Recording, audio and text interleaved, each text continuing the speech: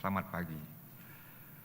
It is a great pleasure for me to be here, and I proudly welcome all of you to the second ASEAN Heads of Major Immigration Checkpoints Forum, our second AMICF.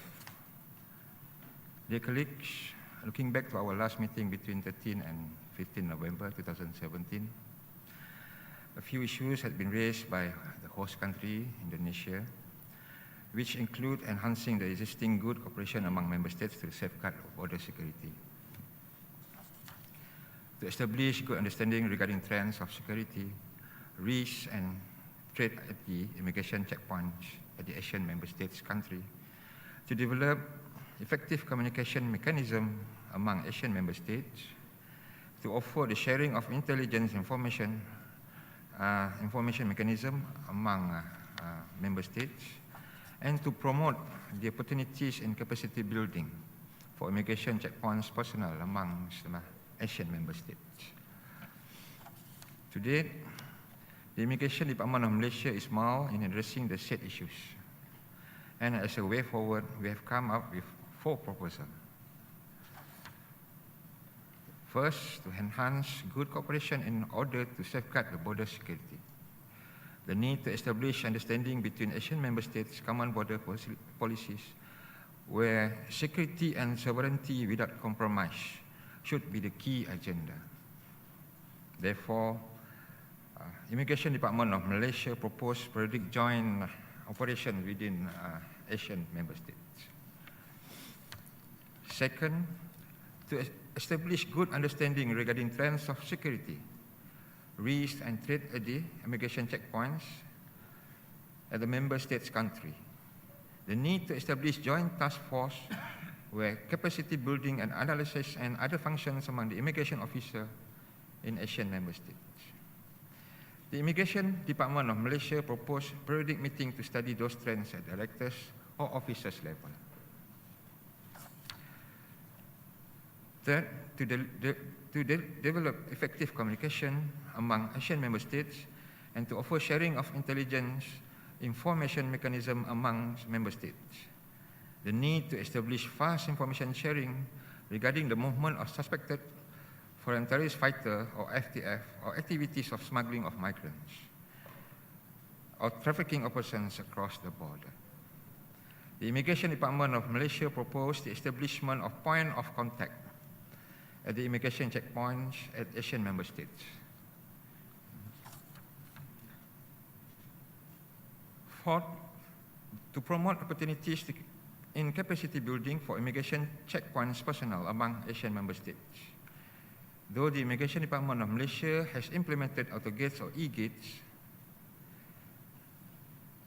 to overcome the shortage of personnel in border control, it does not diminish the need for continuous capacity building among its personnel. It is hoped through our joint capacity building among ASEAN member states, it will strengthen border security in the ASEAN region.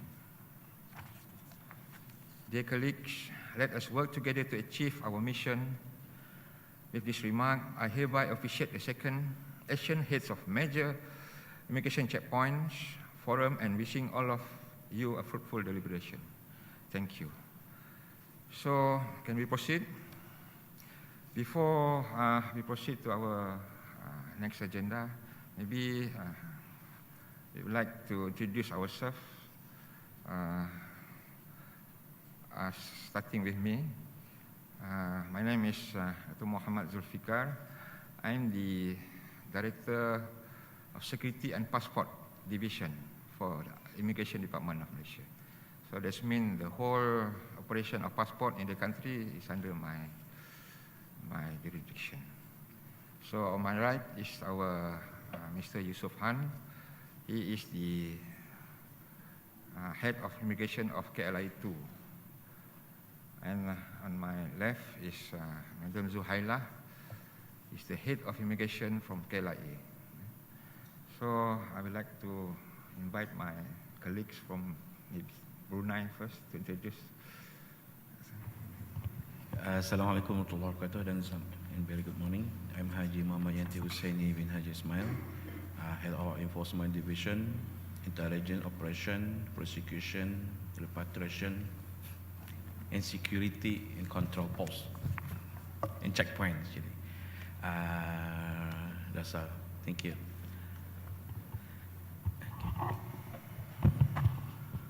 My name is Fala Prak. I'm from Cambodia, although I stay with the Brunei table. I'm from the Ministry of Foreign Affairs. I'm in charge of diplomatic and service passports, as well as visa and e-visa. Good morning. My name is Thong Sapat. I'm Deputy Commander Checkpoints at the Phnom Penh Airport, and I have worked in there more than 10 years, and I'm from the General Department of Immigration. Okay. Good morning. My name is Tek Sopia. I'm the Chief of International Relations Bureau of the Administrative Department under the General Department of Immigration of Cambodia. Thank you. Good morning. My name is Ari Triesti Mulyantoro, Assistant Deputy Director for Intelligence Cooperation. Thank you.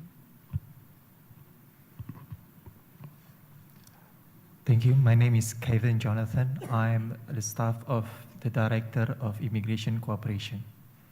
Thank you. Good morning, Mr. Chair and all participants here. I have noticed that some familiar faces also attend this meeting. My name is Paiwan. I'm working for Department of Immigration in charge of Director of Internal and External Cooperation Division, and nice to meet you here.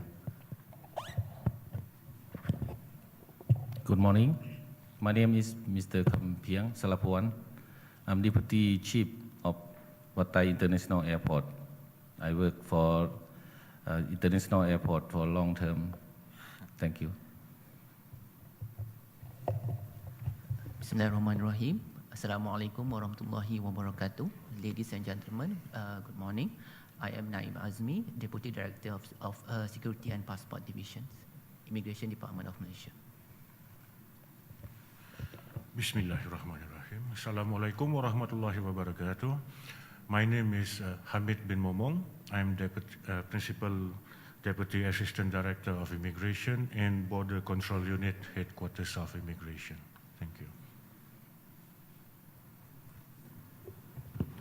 Good morning, Mr. Chair and all distinguished guests and all participants. My name is Winzo Ong from Myanmar Ministry of Labor, Immigration and Population, Deputy Director General of Immigration Department. Thank you. Good morning, everyone. My name is Mei Tu Phu, First Secretary and in charge of Myanmar Embassy in Kuala Lumpur. Nice to meet you here. Good morning, Mr. Chair. Good morning, fellow delegates. I'm Grifton Medina, the Chief of Human Resource Management Officer, Personal Section of the Bureau of Immigration from the Philippines, also the head of the Good Governance. Good morning, Mr. Chair, fellow delegates. I'm Jess Castro from the Philippines. I'm the Chief of Staff.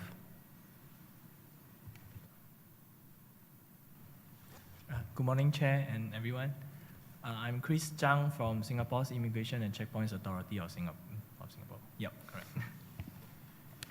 Good morning, Mr. Chair, fellow delegates. I'm Chris Koh I'm the Head Operations of Singapore Immigration.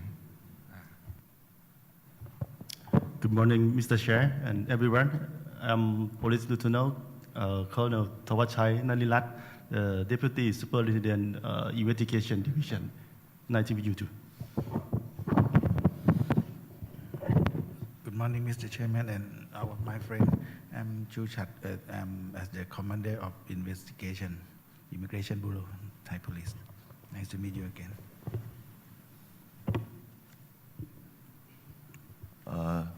Good morning. I'm Nguyen Văn Ninh from Vietnam Immigration. I'm head of International Cooperation Unit. And here's my colleague, Mr. Vu Anh Tuấn. He's Deputy Staff of Executive Division, Immigration Department. Thank you. And our last is Thank you, Mr. Chair. Assalamualaikum and good morning, everyone. My name is Zaim. I'm from ASEAN Secretariat. Thank you. Thank you.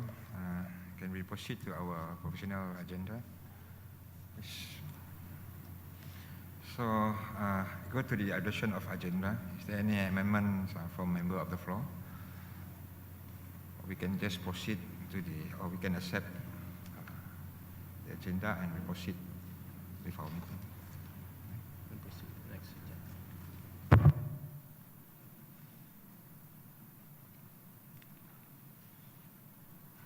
Okay. All right. So, okay, we proceed to we adopt our agenda and we proceed to the next item 3. It's a country presentations from the Asian member states. Distinguished gentlemen, I think we should control our time so we can finish on time. So I will appoint a timekeeper for each presenter to present, maybe 7 to 8 minutes. So at 7 minutes, so I think the repertoire or our secretariat will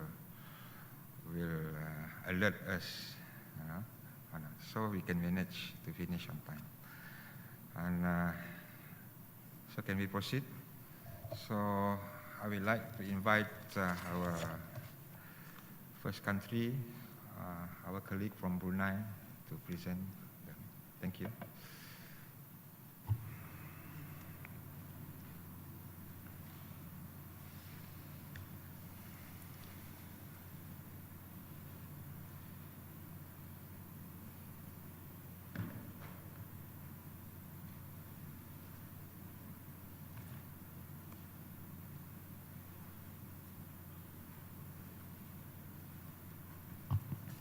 Okay, Assalamualaikum warahmatullahi wabarakatuh, and a very good morning.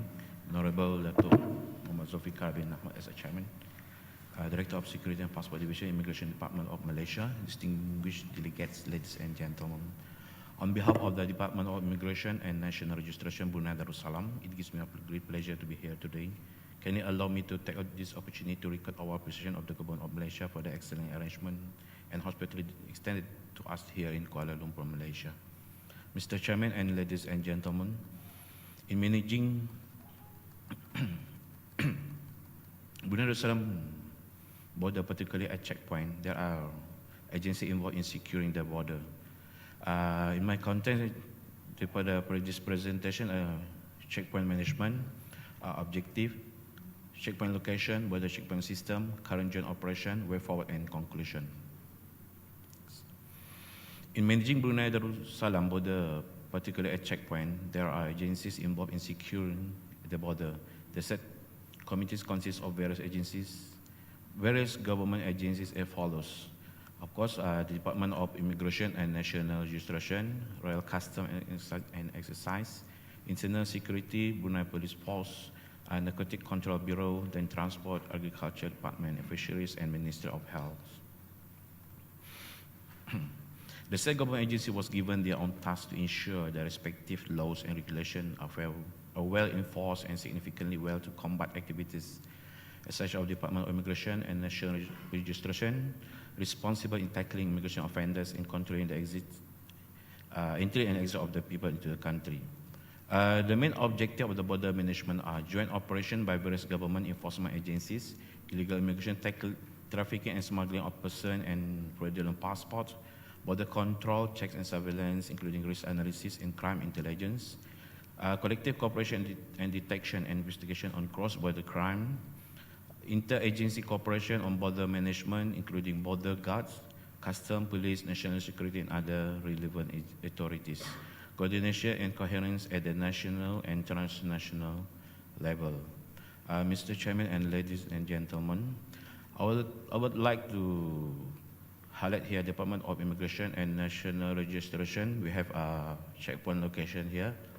We have a sea, land, and A. Okay, next. The Department of Immigration and National Registration All immigration checkpoints in Brunei Darussalam are equipped with border control system, primary check system, and the document scanner, passenger assessment in terms of face expression and behavior place, an important mechanism in primary clearance process.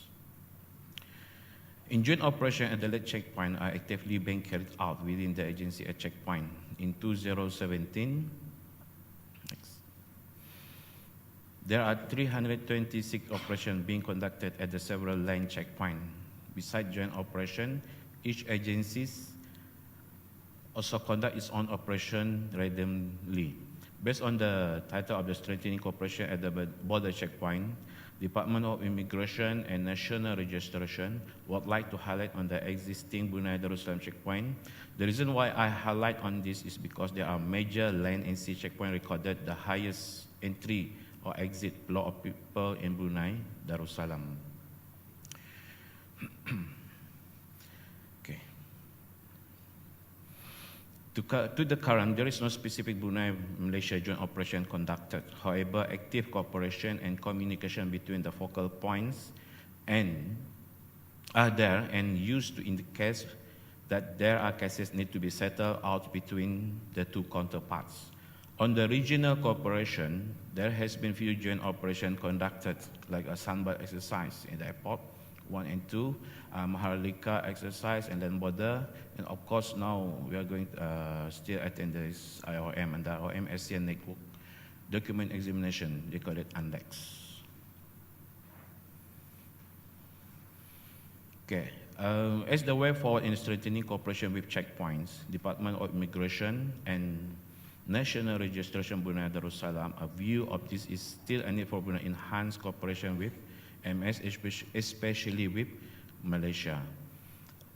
In conclusion, continuous of information exchange, identification of focal person in charge of necessary to ensure an effective immigration management, and meetings are where required. Lastly, on behalf of Brunei Darussalam delegation, I would like to once again express my gratitude for the warm and kind hospitality extended to us throughout our stay here in Kuala Lumpur, Malaysia. And I look forward to a fruitful discussion today. Thank you, Mr. Chairman. Any comments or any feedback from members of the floor? Or still the engine is not still warm up? Yeah. In our tentative of our meeting, there is coffee break 9:30 to 9:45. I would like to inquire whether we can proceed or we break for a short break.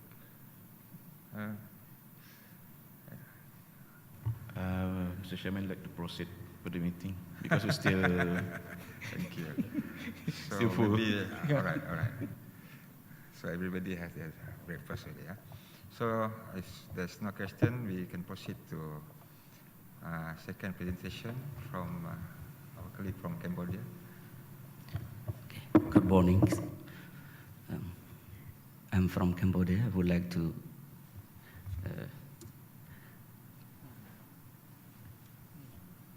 presentations from my country. As Thong Sapat, I'm working at the Phnom Penh airport, and our content, we have interaction, international checkpoints, Cambodia Border Management System, CBMS, security trends, risk, threat, and challenges, conclusion. Interaction. Cambodia is one of the South Asia countries which is bordered by Thailand, Laos, PDR, and Vietnam, had a population of over 15 million. And TDI under the Ministry of Interior is responsible for Cambodian international borders management. TDI as one of the law enforcement agencies in the region is ready to be partnership to become cross-border movement of FTF. International checkpoints in Cambodia, we have three kinds of them. We have the 3 airports, 4 international seaports, and 18 international land borders.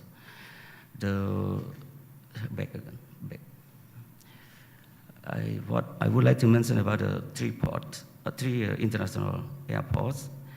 We have the one airport is the main airport in Phnom Penh International Airport. Other one is the Siem Reap International Airport. The Phnom Penh International Airport is we have a flight a day around the 120 flights per day, and the movement of the passengers is 12,000 per day. This is the location of the international checkpoints, international airport, seaport, and land borders. Right now we have the system for control our border management system is the CBMI, that the system can provide us a passport scan, digit checks, fingerprint for facial image mechanics, and traveler history. That's a more feature for safe and for security for the border management. Security trends. We have law on counter-terrorism 2007, and we have law on immigration 1994. GDI enhanced collaboration between local and regional law enforcement agencies in the area of the national security issue related to the preventing and countering tourism and others. GDI have the CBMS is the crucial system for the processing travelers at the international checkpoints. APIS have been approved by the government of the Cambodia that soon as possible we have APIS to check the passenger in advance. Cambodia's situation have a risk and threat. Cambodia's situation as the transit country have never affected by the terrorism activities. Another group of the FTF movement could be the risk to be failed of preventing their activities. Challenges. Being led of misinformation sharing, it would be failed or to prevent FTF movements. Cambodian immigration officers need to be trained to prevent and to acknowledge all forms of FTF movement in the regions. Conclusion. Countering FTF movement is one of our main roles and responsibilities for the regions. The information sharing among ASEAN member states is one of the best ways for preventing the FTF movement in the region. We hope direct communication link between immigration officers of the ASEAN member states would be considered for establishing and preventing FTF movements. Thank you. Any questions from the floor?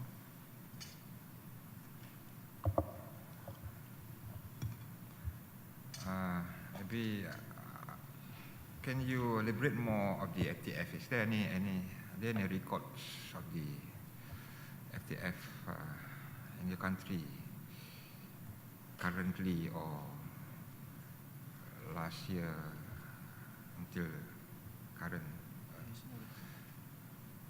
We have no record about that. No record. Yeah. Still no record. And then have you implemented the APIS? Just now you mentioned about the APIS, the Advanced Passenger Information System. Have you implemented the system?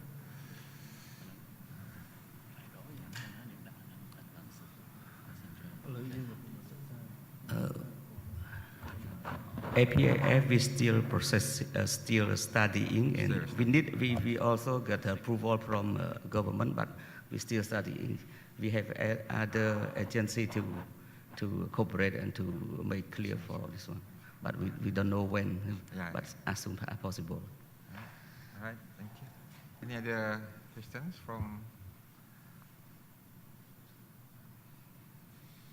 If not, we can proceed to our next presentation from our colleague Indonesia. Bismillahirrahmanirrahim. Distinguished delegates, ladies and gentlemen. Assalamualaikum warahmatullahi wabarakatuh. Good morning, Salam, Om Swastiastu. First of all, on behalf of the Indonesian delegation, I would like to take this opportunity to congratulate the government of Malaysia for hosting the second ASEAN Head of Major Immigration Checkpoint Forum, and to Mr. Muhammad Zulfikar bin Ahmad, Director Security and Passport Division Immigration Department of Malaysia, for being elected of the chairman of the second AMICF. I am confident that the meeting will result in fruitful and beneficial outcome under your chairmanship. I would also like to convey our gratitude for the generosity and hospitality accorded to us by the government of Malaysia. To begin Indonesian country report, I would like to draw our attention to the ongoing phenomenon in our region, the flow and pressure of asylum seekers and refugees. The continuing phenomenon is not a surprise, as the ASEAN region is strategically situated, especially since it connects the world with Australia. As one of the major destination country of asylum seekers and refugees, this phenomenon is portraying challenge to all immigration authorities of ASEAN member states. Moreover, this phenomenon is likely to increase the risk and threats to the security of all ASEAN member states, including the risk of the presence of foreign terrorist fighters. Considering these issues, Indonesia had recently issued new policy on the management of asylum seekers and refugees. The Directorate General of Immigration of Indonesia would like to take this opportunity to present the new policy. Distinguished delegates, ladies and gentlemen, as you may already notice, I have a strong Japanese accent, not good my tongues for English speak. So this may cause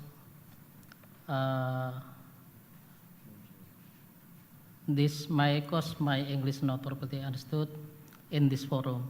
Therefore, please allow me to use Bahasa Indonesia. For the rest of my presentation and my colleagues, Mr. Kevin Jonathan will translate into English for me. Thank you.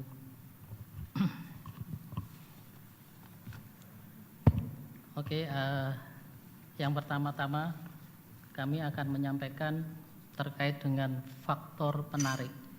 Firstly, we would like to present regarding the pull factors of Indonesia being a transit country for asylum seekers and refugees. Bahwa ada 5 alasan mengapa para ilegal imigran tertarik untuk masuk ke wilayah Indonesia. We gather there are 5 main reasons why illegal migrants chose Indonesia as their transit country. Yang pertama, Australia telah meratifikasi Konvensi 1951 dan Protokol 1967 tentang pengungsi. The first reason is due to Australia has ratified the 1951 Convention and the 1967 Protocol on Refugees. Yang kedua, letak geografis Indonesia sangat strategis sehingga para pencari suaka memanfaatkan Indonesia sebagai tempat transit menuju ke Australia. Secondly, Indonesia's geographic location, which is very strategic, has made it interesting for asylum seekers and refugees to choose Indonesia as a transit country. Yang ketiga, karena wilayah Indonesia yang sangat luas dan banyak perbatasan dengan laut, maka jalur-jalur ilegal banyak dimanfaatkan oleh para pencari suaka masuk ke wilayah Indonesia.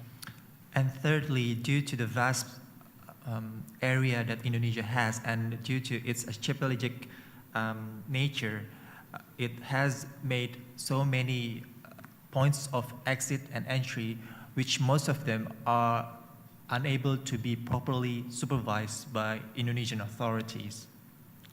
Yang keempat, bahwa dengan adanya kantor UNHCR dan IOM di Indonesia, ini menjadikan daya tarik pencari suaka untuk masuk ke wilayah Indonesia.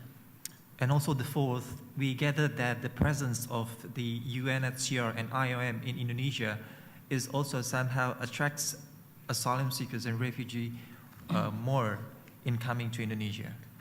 Yang kelima, bahwa ada isu bahwa UNHCR Malaysia sudah tidak lagi menerima aplikasi untuk status pengungsi.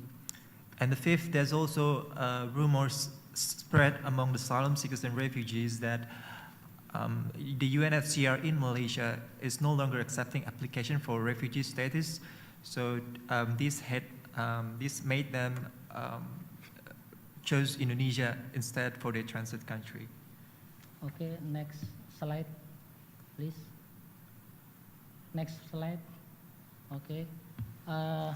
Saya akan menyampaikan mengenai modus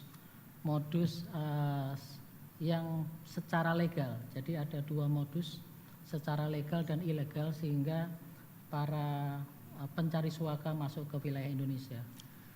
So now we would like to present that there are two methods or means of asylum seekers and refugees entering Indonesia.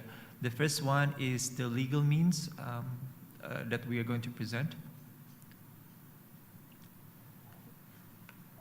Untuk secara modus legal, para pencari suaka menggunakan bebas visa kunjungan. The first is they come to Indonesia by utilizing the visa waiver policy.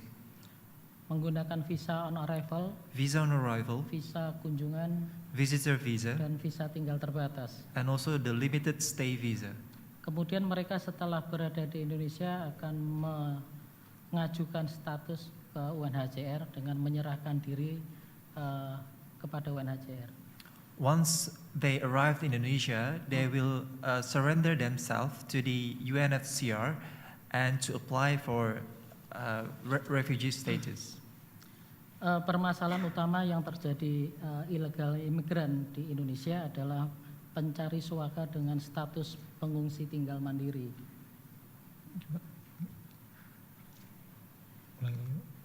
Permasalahan yang menjadi konsentrasi dari pemerintah Indonesia adalah pengungsi yang tinggal secara mandiri. And actually one of the main concerns that the Indonesian government has at the moment is the refugees who are living by themselves independently in Indonesia. Selama ini pencari suaka yang tinggal mandiri mempunyai kebebasan. Mereka tinggal di Indonesia tanpa bantuan dari pihak IOM, tetapi menggunakan anggaran secara pribadi untuk tinggal di Indonesia. So these asylum seekers and refugees, they live independently in Indonesia, and they are self-funded, so they are not relying on UNHCR and IOM funding. They use their own financial resources. Mereka tinggal secara mandiri dengan harapan bahwa tidak masuk ke dalam suatu rudenim, rumah detensi imigrasi, tetapi mereka punya kebebasan untuk tinggal di wilayah Indonesia. The reason why they chose to live independently is so they can gain freedom and so that they are not detained by the immigration authorities. Namun permasalahan yang kami hadapi terakhir ini bahwa ternyata pengungsi mandiri yang dengan harapan bahwa mereka bisa segera ditempatkan ke negara ketiga dalam waktu dekat, namun faktanya pihak UNHCR tidak bisa menempatkan ke negara ketiga dalam waktu singkat. However, the problem arose since these independent refugees are not immediately resettled by UNHCR and IOM. again, one of the reasons they choose to be independent is they have some kind of hope that they can be resettled quickly. But unfortunately, most often that they are not resettled as soon as possible by the UNHCR and IOM. So they stay much longer. Ya. Sehingga mereka kehabisan biaya dan saat ini mereka melakukan upaya-upaya tindakan-tindakan yang melanggar hukum. So when they run out their financial resources, they are prone to conduct illegal activities and crimes. Baik, untuk next, karena waktu hanya 8 menit. Due to our limited time, so I will just cut the presentation. Okay, next slide. Ini jumlah dari asylum seeker yang berada di Indonesia. So this is the total number, the statistics. Jumlah pengungsi 9.795 dan pencari suaka 4.047. So there are 9,000 refugees and about 4,000 of asylum seekers. Okay, next. Ini total jumlah penempatan ke negara ketiga. Tahun 2016 ada 1.286, 2017 754, dan 2018 166. So it's the next slide actually. Okay, next slide. Next. Ya. Ini yang perlu menjadi perhatian bahwa daerah-daerah masuknya pencari suaka yaitu di daerah Aceh. Ini perbatasan juga dengan Malaysia, Sumatera Utara, Kepulauan Riau, dan Riau. And these are 4 main points at the moment that they use to enter Indonesia: Aceh, North Sumatra, Riau Islands, and Riau. Kemudian pintu-pintu keluar wilayah dari Indonesia, Kepulauan Riau, dan Nusa Tenggara Timur. And their point of exit is usually the Riau Islands, Riau, and East Nusa Tenggara. Next slide. Okay, next. Okay, saya akan menyampaikan mengenai potensi kerawanan. Next slide. Yes. Ada beberapa potensi kerawanan terkait dengan keberadaan asylum seeker pencari suaka. Lastly, this is the threats that asylum seekers and refugees pose to Indonesia. Dari aspek ideologi bahwa pencari suaka pengungsi dapat menyebarkan paham radikalisme. So from ideology side, asylum seekers or refugee may promote radicalism and other doctrines which contradicts the Pancasila, which is Indonesia's way of life. Kemudian aspek sosial budaya, keberadaan dan kegiatan pencari suaka pengungsi dapat mempengaruhi sikap dan perilaku yang tidak sesuai dengan kearifan lokal dan memicu kecemburuan sosial. And socioculturally, the presence and activities of asylum seekers or refugees may influence attitude and behavior that is not suitable with the local wisdom and may provoke social jealousy in the local community. Kemudian potensi kerawanan berikutnya dari aspek hukum, bahwa keberadaan dan kegiatan pencari suaka atau pengungsi berpotensi melakukan pelanggaran tindak pidana, bekerja secara ilegal, penganiayaan, perselingkuhan, dan lain-lain. And from the law perspective, asylum seekers or refugees may commit crimes, violations of law, like working illegally, tortures, identity fraud, prostitution, etc. Aspek yang keempat yaitu aspek keamanan, bahwa keberadaan dan kegiatan pencari suaka pengungsi berpotensi menimbulkan konflik sosial, mengambil alih kesempatan kerja bagi penduduk lokal dan perkalian antar imigran. And from the security perspective, the presence of them may lead to social conflicts, increased job scarcity, riots, etc. Next. Pemerintah Indonesia saat ini sudah melakukan penanganan terhadap pengungsi, yaitu dengan terbitnya Perpres nomor 125 tahun 2016 tentang penanganan pengungsi dari luar negeri. So observing those facts, those realities, Indonesia has issued new policy, which is the Presidential Regulation number 125 year 2016 concerning on the management of refugees. However, due to the time limitations, we would not be able to present now, but we would like to share the regulations as we discuss this meeting further. Thank you very much, Chairman. Thank you. Very interesting any questions from any member states? We have the same problem. It's just that my country, we are not the signatory country for the refugees. That's why when they come here, actually based on humanitarian ground. That's why we try to handle, and also we have an UNHCR that interview and screen this asylum seekers and also refugees. Then normally they will go to the third country that they choose. Or anybody want to share their experience?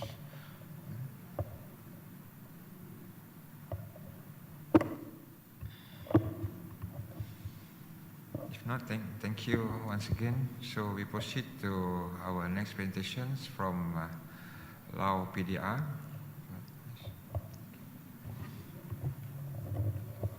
Thank you. Good morning, Mr. Chairman, ASEAN Secretary, Head of Delegates, distinguished ladies and gentlemen. On behalf of Head Major Immigration Checkpoint of Lao PDR, the Department of Immigration, the General Department Public Security, the Ministry of Public Security, I would like to kindly bring very warm greetings from our government to Your Excellency, ASEAN Head Delegate, ASEAN Secretary, as well as ladies and gentlemen. In addition, I would like to express my sincere thanks for your very warm welcome, me and my delegates. I would like to familiar with that and well recognized by all your due by participants, various workshops, especially in Lombok, Indonesia, while I was attended. Mr. Chairman, ladies and gentlemen, the first of all, I would like to bring the 7 points. The first struck of the Department of Immigration and Watai International Airport. Department of Immigration Policy, Border Checkpoint and Management,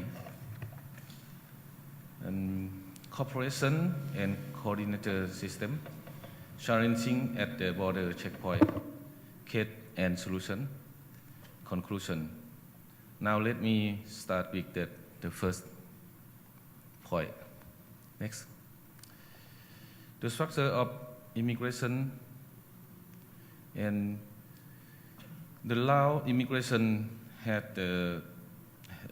Lao immigration is a police force. There are Director General of Department of Immigration, 4 deputy, 5 division, and a chief of Watai Airport. The structure of Watai Airport. Next slide, please. Okay. Structure of Watai Airport. There are 3 main ministries involved on duty on time, such as Ministry Public Security as the immigration officer, Ministry Finance Custom Officer, and Ministry Transportation Lao Airport Authority. In Watai Airport, we work for unit or 4 teams at the same time. Immigration unit, visa on arrival unit, custom unit, and quarantine or other relevant section. It is a routine duty day by day. The second, Department of Immigration Policy. The immigration force are a law enforcement of Lao government to work at the frontline checkpoint. It's become daily operate to passenger arrival and departure. The immigration officer frontline are the awareness passenger of entry and exit. They do not break illegal and relevant procedure. We giving advice all the immigration staff who working at the international checkpoint. The Department of Immigration plan to train staff and other immigration officer who stationed in the various provinces regardless of the immigration task, monitoring and passport control at the border checkpoint. The visa on arrival available can apply the international border checkpoint. The passenger entry to Laos international border checkpoint could apply visa on arrival, but some country cannot apply, like 28 country. We should apply visa in abroad, like around embassy or Lao consulate. Next, border checkpoint management. We have 3 categories of the border checkpoint, total number 107 checkpoint. The international border checkpoint, we have 27, the share border with the 5 countries, 11 with Thailand, 2 with China, 1 with Myanmar, 8 with Vietnam, 1 in Cambodia, and 4 international airport. Additional, we have the 17 operated airlines come to Laos, 70 countries, direct flights, statistics, passenger arrival, departure at Wat Tai International Airport in this area. The arrival is 486, 240 passengers, and departure 497, 68, 680 passengers. And we have found illegal working and overstay at the checkpoint, 979 people. 80% is Chinese citizen and other citizen. We have established strongly of immigration and foreigner management law in Laos, PDR, since 2014. Next. The Department of Immigration provide the document and border for lies area, capacity building, both internal and external, make plan train or border checkpoint of 6 months. Yes. Next, please.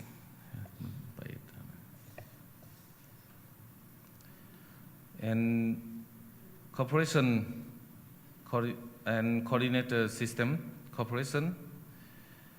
Be active for the cooperation in border control with the neighbor partner as well as regionally and internationally. Information and intelligence sharing. We send back transnational cybercrime offenders, 105 people of Chinese citizens in the area. We cooperate even we cooperate relevant ministry and all border checkpoint solving the problem. But some problem we have joined with the international organization and any country. The challenging border checkpoint. Illegal smuggling animal products from South Africa. Next slide, please. Next. Yes. We arrest them at the Wat Tai International Airport. in last year. Long border sharing, capacity building of border inspection, own IT system, IT infrastructure. And next, we have that like IOM equipment and solution. Next slide. Yes. That is our equipment. Next. Solution working in cooperation with local border authority to strengthen border checkpoint inspection and cutting, upgrade and installation of modern IT system, IT infrastructure, connecting. Conclusion, please. The border checkpoint management is difficult task, but it is very important for international and bilateral cooperation to serve the working entry and exit the country, the citizen and visitor, respect on the law by control transnational crime and illegal migrant. However, the country cannot do alone, but we need to the good cooperation and information sharing with the nearing and friendly country. So we should improve our cooperation closely. Thank you for your attention. Thank you. Any questions or comments? Actually, how many immigration personnel in Laos? Immigration staff? According to number that we have now throughout the country, we have more than 2,000 working for Department of Immigration, and together with Watai International Airport, we have 200 staff. They are also police officers. Actually, it's the part of police force, but we separate. We under the same ministry, under the same minister. We call public security force, but we have the same uniform. We still don't have our own uniform yet. We hope in the future. Yes. Right, thank you. Any other comments? If not, thank you very much. We proceed to our next presenter from Malaysia. Bismillahirrahmanirrahim. Thank you, Your Honorable Dato, the chairman of this meeting. First of all, Assalamualaikum and good morning to all members of the meeting. My presentation today is about border security at Malaysia perspective. First, we look into the roles and function of control unit at Immigration Department headquarters. There are three major functions carried by control unit. Those are coordinating the entry points of all over Malaysia. Our entry point consists of sea, air, and land border, which the total of 138 gazetted entry points.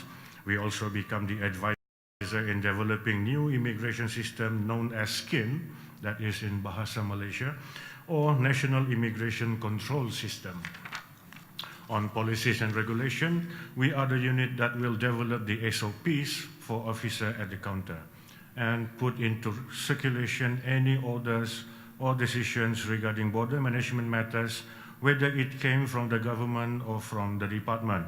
We also play the role as a focal point by other officers at the entry points where cases referred to us for explanation or advice in legal or policies matter. On interagencies cooperation, our unit will be referred by other enforcement agencies, especially for the records of movements, sharing information of details of the individual passports, and attending meetings or discussion with other agencies regarding border management matters. On the issue of FTRs, all the information and details of the person of interest to be informed by the Royal Malaysia Police or RMP, especially from the E8, that is a counter-terrorism unit, or E6, special branch. This could be done by put those details in our department's suspect list system, or by writing a notice and put our officer at the counter of entry points to alert about the arrival or departure of the person. So our role at the entry point is to detect, notify, and refer back to the Royal Malaysia Police, while our action can be taken accordingly, including refusal of entry of the person and deport them back if on arrival. Or we would detain temporarily until the police officer do the arrest. I'm sure, okay. From this slide, this is the procedures of immigration clearance at the entry points, and it's for whether arrival or departure. I'm sure we have these procedures in common, and these procedures show us how we can detect the FTF at the border. Next. On security and border protection, we have made cooperations with other agencies such as agencies in Australia, subject identification via fingerprint examination. Currently is going on as per MOU.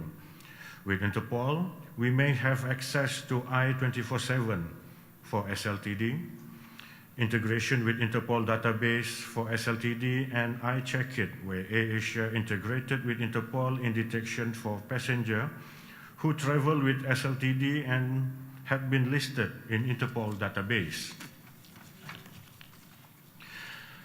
In order to detect and curb the movement of FTF, yes, we have challenges at our entry points, where lack of information or knowledge regarding FTFs among our officers at the border.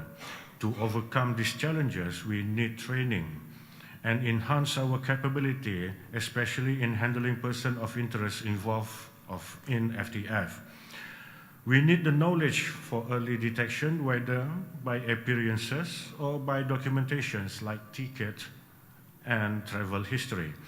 And we know that the FTF information is sensitive information, and we need that knowledge on how to handle them.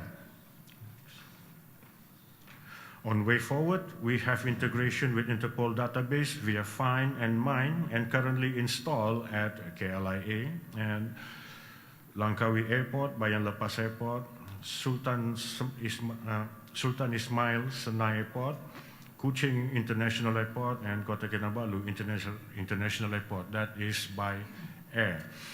And Pasir Gudang Port and Port Klang, that is by sea, and Bukit Kayu Hitam, Padang Besar, and Pandaruan in Sarawak. And other identified 14 locations to be installed with SLTD. Effective 24th of March 2017, we have issued detailed examination order for 7 countries or nationality arriving Malaysia at all entry points. Those countries are Libya, Yemen, Iraq, Iran, Sudan, Somalia, and Syria. This order also is in conjunction to the President of the United States policy regarding this country.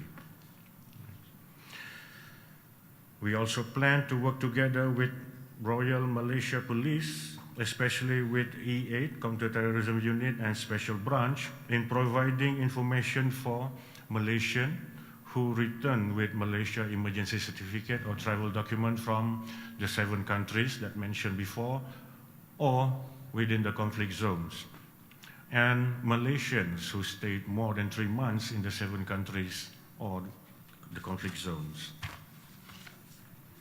On way forward, to study system integration with Interpol database in travel associated with notice or TDON. While we also have the plan enhancing the capability of detection by the use of biometrics, that is fingerprint database, and live facial capture or facial recognition.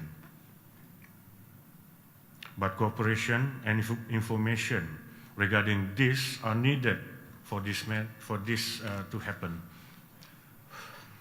Lastly, we also actively involved in joint operation with other enforcement agencies in countering FTFs, especially with Royal Malaysia Police, where their roles are vital in providing us data of suspected FTFs, and training in handling I-24/7 and FTFs profile.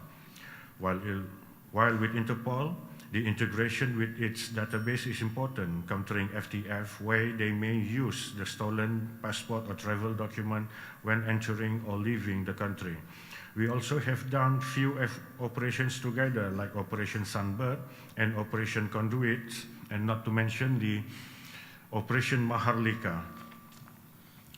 And that's for the presentation today. Thank you for your kind of attention. Any questions? Actually, I cannot ask them. That is my division.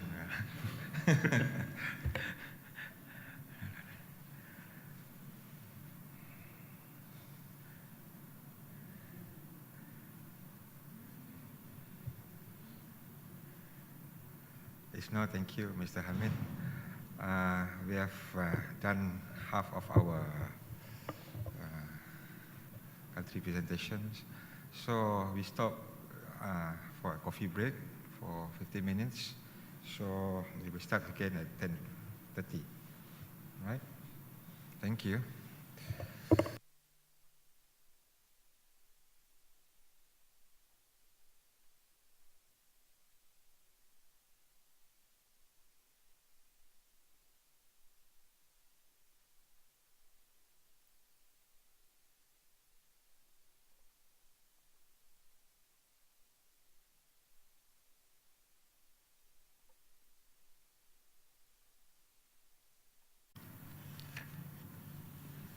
Myanmar has a long and continuous land border shared with 5 neighboring countries.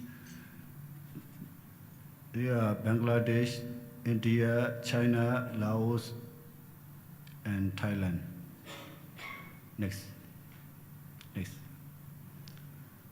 Myanmar has 3 international airports, 1 international seaports, and 4 international land border checkpoints. Next. This slide is a location of international airport, international seaports, and land border checkpoints. Next. Myanmar and China has 8 checkpoints. Myanmar, Laos, 1 border checkpoints. Myanmar, Thailand, 4 international entry exit checkpoints. Myanmar, Bangladesh, 4 checkpoints. Myanmar, Laos, 1 checkpoint.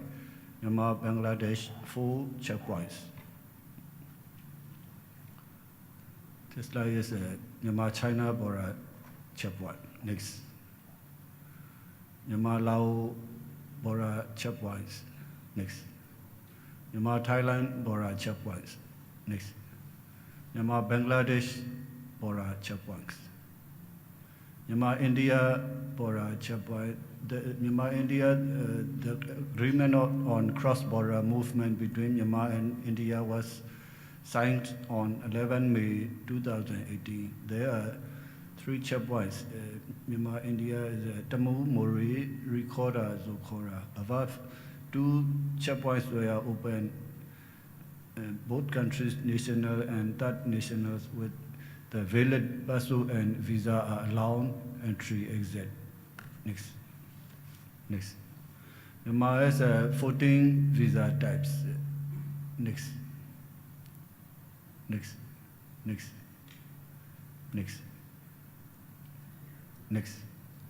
3 ways to apply visa. Myanmar embassy launched 14 types. Visa on arrival, international airport 4 types, and e-visa, tourist visa, and business visa. We launched at airport and 3 land border checkpoints. Next. Visa exemption countries are 9 ASEAN countries. Next. And other visa exemption countries are 13 countries. Next. We cooperation with international police. Next.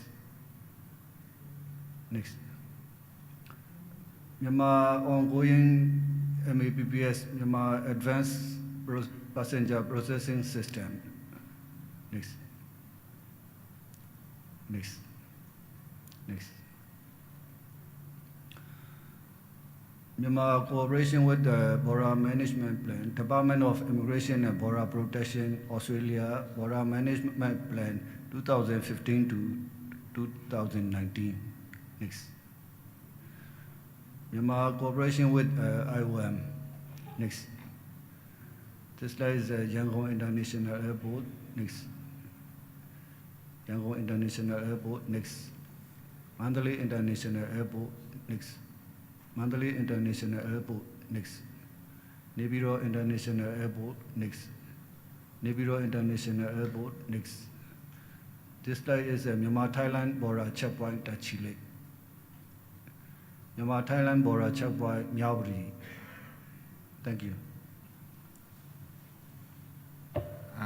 May I know which is the busiest checkpoints in Myanmar, along the Thai or Thailand border or on the China border?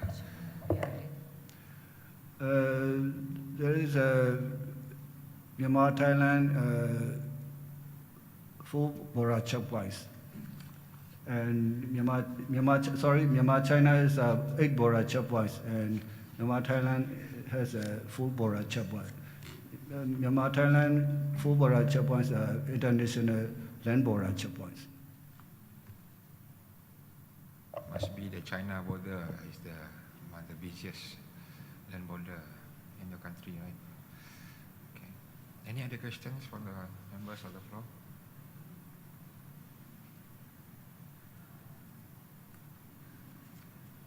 If not, thank you. Thank you very much. We proceed to the next presentations from the countries of Philippines.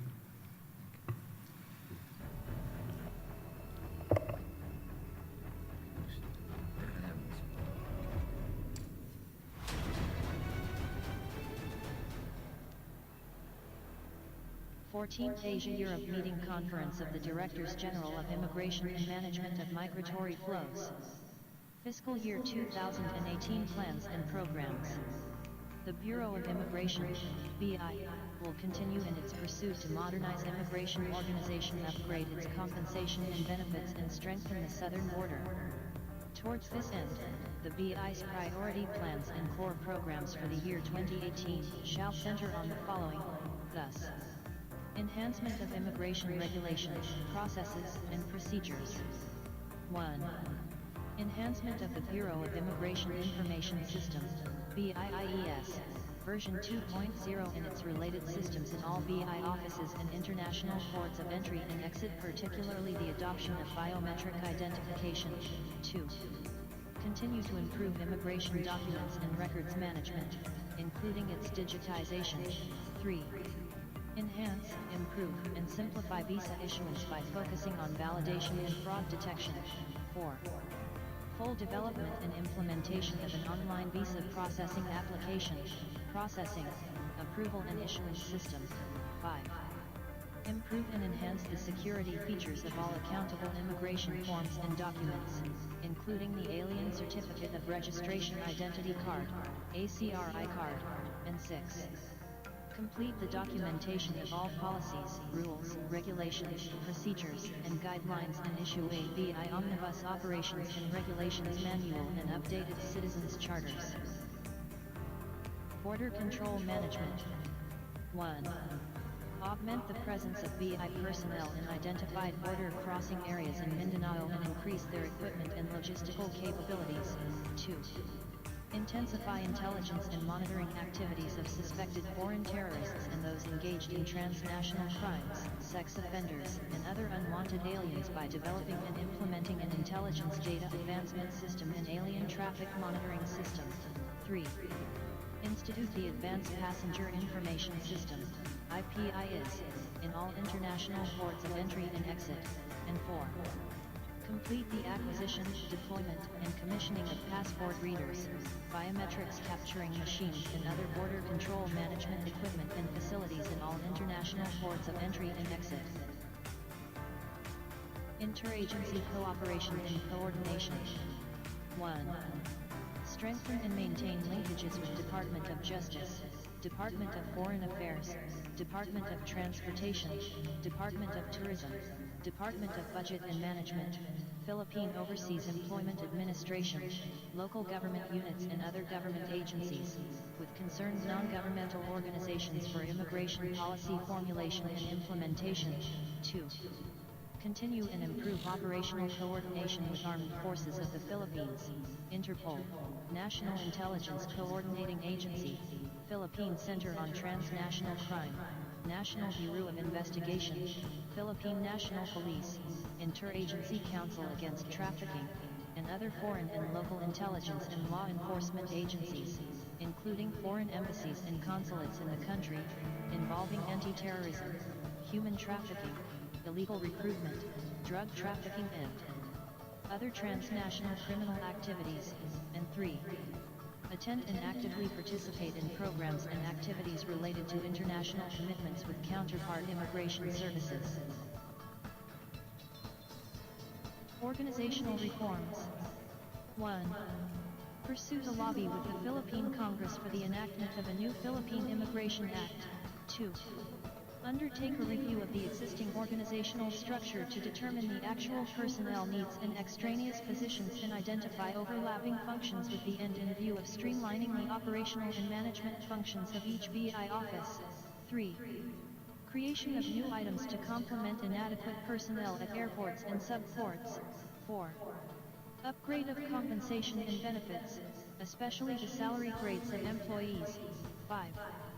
Improve the feedback mechanism from clients and stakeholders on efficiency, effectiveness, and adopt proactive measures to address potential problem areas and issues on operational concerns. 6. Establish an internal audit office to conduct periodic and impromptu management and systems audit and inspections. Monitor the bureau-wide compliance of the Anti-Red Tape Act, Integrity Management Program, Code of Conduct and Ethical Standards for Government Employees and other good governance measures. And 7. Continue improving the level of personnel professionalism, competence, proficiency, and morale through programs on A. Recruitment and promotion based on merit and fitness, B. Personnel training and capabilities enhancement, C. Rewards and discipline, and D. Health and wellness. Physical and infrastructure improvements. 1. Rehabilitation, repair, and refurbishment of BI-owned subport offices and improvement of office and workspaces in BI main office. 2. Continue the program of transferring subport offices to strategically located rent-free office spaces owned by other government agencies, local government unit or private commercial buildings. 3. Complete the legal documentation and improvement of the BI ward facility, BIWF, in Taguig City for Metro Manila wards and construction of the same facilities in other select subport offices. And 4. Commence the construction of new BI main office building at BI-owned lot in Macapagal Avenue, Pasay City. All these actions and programs are intended to consolidate resources and harness the experience of both the Bureau and its partners. The Bureau of Immigration, being the lead agency in border security, plays a vital role in the efforts of the government to secure our borders and to contribute to the global efforts against terrorism. We are one with our fellow peace-loving nations as we work for a world that is free from the fear of terrorism, crime, and all other threats to life and liberty.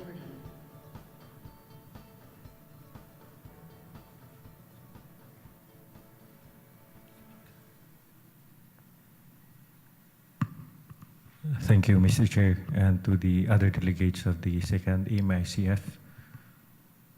The presentation covers our efforts to improve our capabilities, particularly in strengthening our southern border, which is very porous.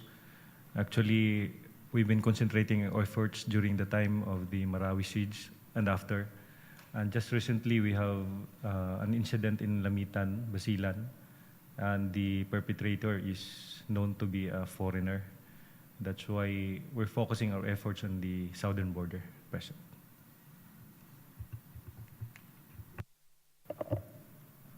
Very smart presentation. You don't need to talk much, you know. It's all. So any comments or any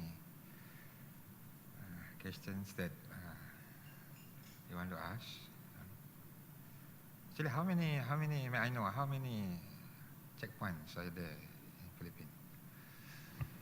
Mr. Chair, at present we have 9 international airports, then we have 2 seaports, then 5 border crossing stations in the southern border. I see. You consider it's a land border.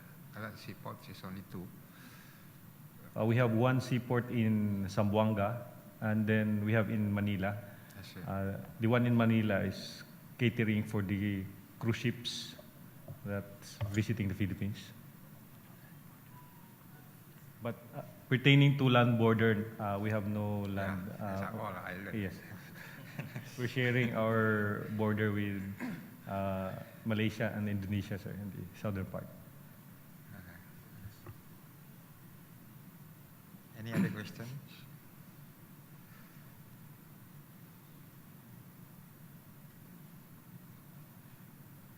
If no, thank you very much. So we proceed to our next presentation from Republic of Singapore. Good morning, Chair and fellow delegates.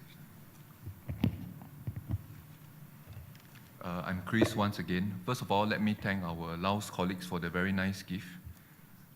Since you have a time constraint, I will just go quite quickly into the slides. Next, please. Next, please. Okay, Singapore immigration is basically made out of a few agencies from the past. In the past, we had National Registration, we had Singapore Customs, and we had Singapore Immigration and Registration. So throughout history, we have been collecting all these agencies, and today we are known as ICA. Next, please. So our mission and vision is quite clear. At the borders, we have checkpoints to ensure that everyone who comes in is safely cleared and screened. Within our country itself, when we grant PR, when we grant citizenship, we also have an identification function. And to us, this is also a means of security. Because before we give them immigration status, we screen them, make sure they are clean. Next, please. So some of the challenges that we face, like every of our friends here, are as follows. We have manpower constraints. We also have greater public expectations. And our workload is, of course, increasing because Asia, Southeast Asia is becoming more and more of a travel hub. So more countries, more people want to come to Southeast Asia. And lastly, there are more and more threats. There are more and more traditional threats, like terrorism. There's also non-conventional threats, like pandemics and illnesses. Next, please. Next, please. So this is our framework and how we intend to approach all these challenges. We want to make use of technology. We also want to leverage on info and intelligence. And we also want to improve our processes such that we do things better and smarter. Lastly, we also want to fine-tune our skills. So at the checkpoint, the last officer on the ground knows what to do and when to do it. Next, please. Next, please. Next, please. Next, please. Next. Thank you. Next, please. Okay, this is our biometric journey and how we have been using technology to improve our processes at the checkpoint. In 1997, we introduced a biometric card. This card allows us to travel through our checkpoints without having to meet any immigration officer. I think this is something that is quite preferred for travelers. In 2006, we still improved the card system, but we fine-tune it such that the passport acts as the card. So a traveler can use his passport clear through automated immigration clearance. Later in 2006, we pushed the system to our bikes travelers. So motorcyclists, especially at our land borders, Woodlands and Tuas, they can come through our auto gates without having to produce any card or any kind of biometric identifier. They just need to produce their passport. In 2010, we again fine-tuned the system so that we have Bikes 2. Bikes 2 allows the rider as well as the pillion to clear through our automated gates. In 2011, again we improved the system and we make it bi-directional so that same counter can clear arrival as well as departure. In 2012, we have something what we call Flexi-I, a counter that can be converted from automated, where there's no immigration officer, to manual, where there's an immigration officer there and he performs the traditional checks. In 2013, we have introduced iCollect, which is basically our ATM that dispenses biometric documents such as our passport as well as immigration cards. Finally, we have 2016, where we launched BioScreen, which is fingerprinting at every immigration counter. Next, please. The next step for ICA is really to improve our biometric identification system and introduce a new biometric identifier, which is IRIS. IRIS, we find, has some advantages over fingerprints because it is less intrusive, and in times of pandemic, it is cleaner. For example, in SARS in 2003, there was a fear when people had to use the automated gates because they have to put their fingerprints there. So IRIS is something that will allow us to go into the next step and beyond. Next, please. Next, please. Something else we are also looking to explore is what we call automated passenger in-car clearance system. This is something that will allow us to address our issue of manpower constraint and clear cars as well as the passengers and the drivers using automation and technology. So this is something that we are trialing very hard at the moment because there is no ready-made solution in the market. So we will have to combine a few forms of technology, biometric identifiers as well as robotics to ensure that cars are cleared without any form of human intervention. Next, please. Next. Another one of our latest projects was something which we call FAST, which is Fast and Seamless Travel Concept. So basically, at our new airport, Terminal 4, a person can come in, do a self-check-in, do a backdrop, as well as do immigration clearance and boarding completely without any form of human intervention. This is an automated process which reduces our manpower count and allows the passengers to clear through faster and more comfortably. Next, please. Next. So along the way, we also want to make sure that our officers are adequately trained when we are launching all these new projects. So this is just some of the learning initiatives that we have at the moment. We have, of course, our formal learning, team-based, as well as experiential learning, which is using more games, using more internet-based systems and more apps to make sure the younger officers are in tune with us. Next, please. We also want to make use of new technologies such as VR as well as AR technologies so that our younger officers, especially those with shorter expansion spans, they are tuned into our projects and our training. Next, please. So with that, I end my presentation. Thank you. Any questions, please? Thank you. Any question? Yes, Mr. Naim. Thank you. From Singapore. Can you elaborate more on the I-Collect, the procedures, the methods in dealing with the passports collections? Sure.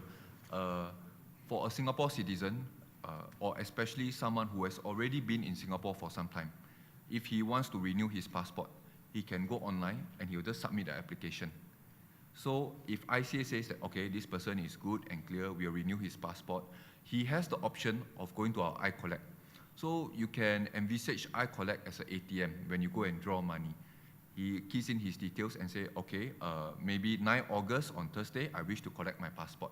So he can go down to ICA building. He does not need to encounter or interact with any ICA officer. He can collect his passport automatically by using his thumbprint. I watched the Discovery channels on Terminal 4, Changi Airport. So that terminal is automated. Migration, everything is DIY, do it yourself. Yes. So how you, how you monitor all the like overstayers or those regular passenger, movement passenger? Okay. Yes, Terminal 4, which is about 1 year old, it is completely automated and we have minimal human interaction. But within the checkpoint itself, we have quite a few sensors. So we use facial recognition as well as thumbprint biometrics. So along the way, at any of the key touch points, if a person, an illegal person, is detected based on his facial verification or his thumbprint, he will be picked up and we'll sieve him out.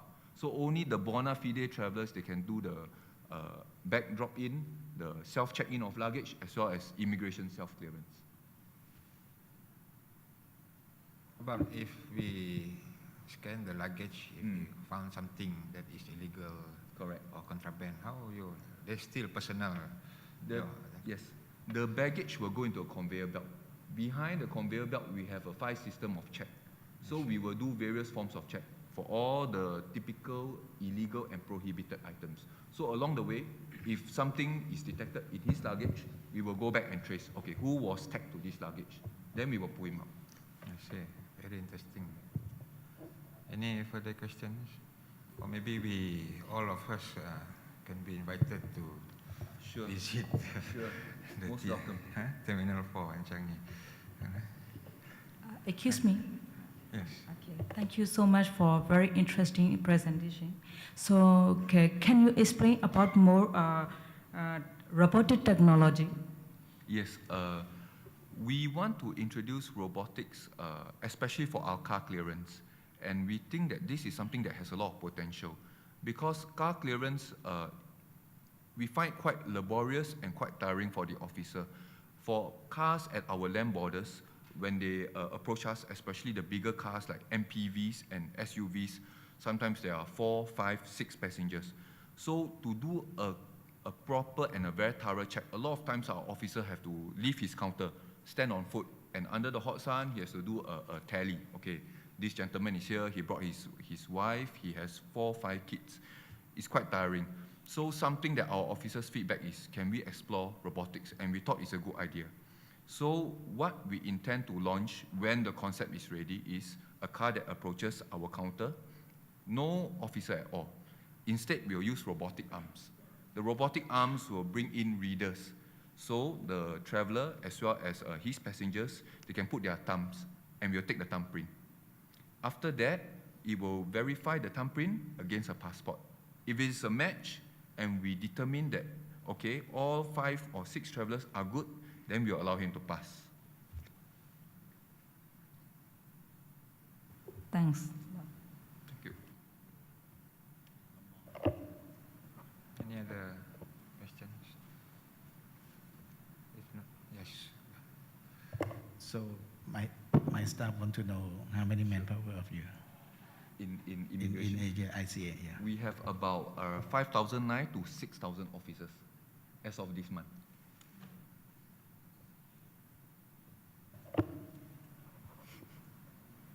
The land border between Singapore and Malaysia is I think, it's among the busiest land border checkpoint in the world. Correct. So any other questions? If not, thank you. Yes. We just want to say that, yes, the Woodlands and the BSI checkpoint is one of the busiest in the world, and we are very thankful for our close working relationship with our Malaysian partners, because we really work together as a team. What affects us also affects Malaysia. Likewise, what affects Malaysia also affects us. So we are very thankful for all the support Malaysia has always given us.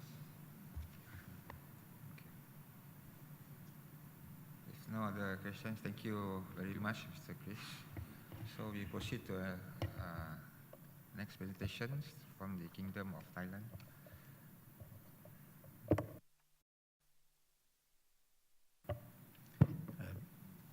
Mr. Chairman and all colleagues, good morning once again.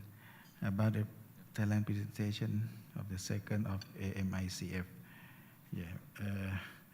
With the increasing number of the traffic going into and out of our country, we cannot put enough emphasis on the technology and system used to control and monitor such traffic for the safety of our nation.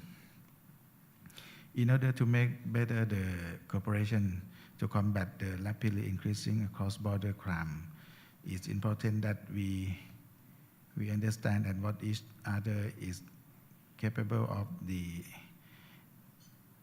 in the term of border control. Currently, Thailand uses 3 systems to manage our immigration matters. They are, the one is PBIC, the second APPS, and the last is the e-fingerprint system. PBIC stands for the Personal Identification Blacklist Immigration Control System. It's our main database of record. Record is of all persons going out of as well as residing Thailand and are stored on this system, branching into a total of 26 different types of immigration record. This going through immigration checkpoint are record and checked against the system database. The APPS, or Advanced Passenger Processing System, is a service by which airline operator send passenger, aircrew, and flight information to be processed by Thai Immigration Bureau before the departure, arrival, and transit of the aircraft through any international airport in Thailand. This process verifies beforehand whether a traveler can travel into or depart from Thailand. This is useful as it denies entry of an unwanted person in the port of origin. It also helps to notify law enforcement of any wanted criminal traveling into the country. Lastly, the fingerprint system. This system is being used in many large border checkpoints in Thailand, special economic zone. Its main focus is on collecting data of border pass holders of border country. The next please. Yeah. The number of the visitors to the regional is increasing every year, which an annual increasing of Thailand, an average of roughly 12%. In the year 2014, there were 35.5 million entries into Thailand, which increased to 46.4 million in the year 2016, and the last year 50.5 million. We also see significant increase the economic activities with our neighboring country in the border as well. This number suggests that it is the next picture, please. Yeah. This number suggests that it is important to have in place an advanced, efficient, and up-to-date system to manage. The next, please. Yeah. To manage and control the search of people traveling through our country.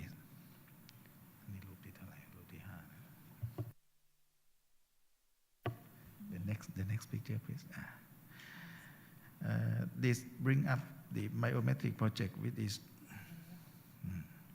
is currently being implemented. This system will allow an enhanced data collection and build on our existing database. The integration of facial recognition and fingerprint analysis, which greatly improve an identification of individual. Okay. Lastly, no matter the number of criminals of FTF there are, more importantly is knowing when they arrive and where they are in Thailand. The Immigration Bureau is in constant communication with this intelligence agency to ensure that no unwanted person enter or are residing in our country. Information is key, and we must keep constant communication both internationally and domestically. Thank you very much.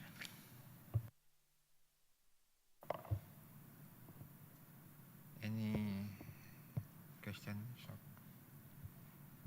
or comments, members of the floor?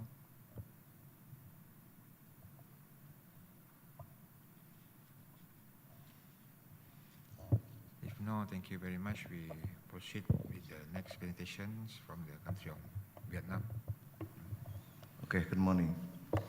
I'd like to share some information regarding Vietnam border control and inspection. Up to now, we have regarding international border gates, we have eight international airport border gates, 13 land border, international land border gates, and 7 seaport border gates. To ensure that the immigration inspection at international checkpoint can be able to facilitate the movement of passengers and prevent and combat effectively with illegitimate travelers, including FTFs, fraudulent travel document users, and imposters. We have been effectively using API system and expanding Interpol 24/7 to many international border gates. And now we're focusing on capacity building for frontline officers. Regarding cooperation on exchange of immigration information, we have been actively sharing and exchanging information and also effectively utilizing the existing communication platforms with other ASEAN member states. For AMICF, information exchanging cooperation, while exploring to develop further mechanism, we suggest to utilize current available channels with high value, with potential high value between the immigration agencies of ASEAN member states.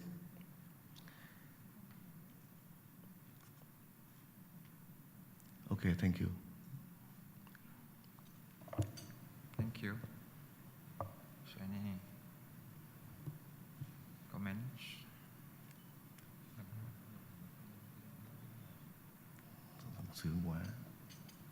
Yeah.